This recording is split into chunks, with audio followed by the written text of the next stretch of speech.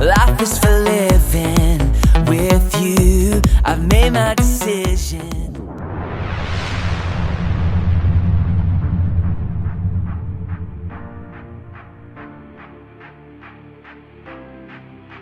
The idea of the Legacy Conference started 10 years ago when 60 ministers from around the city of Chicago gathered together to be equipped to make disciples in their context, in their families, in their neighborhoods, in their churches, and their workplaces.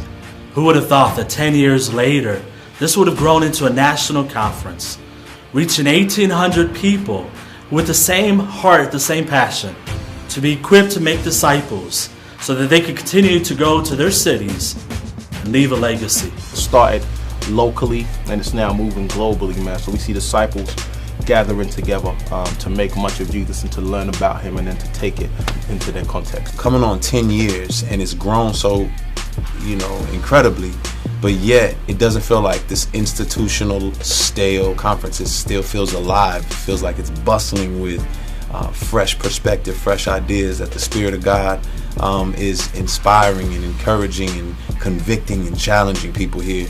And it's a beautiful thing to see. I think, in a word, what Legacy says is you can be deeply Christian and deeply urban.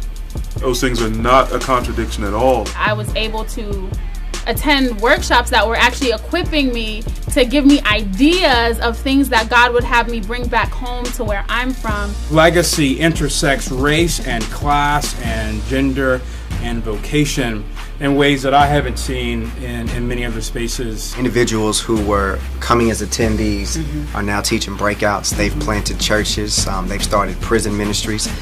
Even to the point now that even when I was speaking yesterday morning, I looked down to the crowd and I saw so many young people.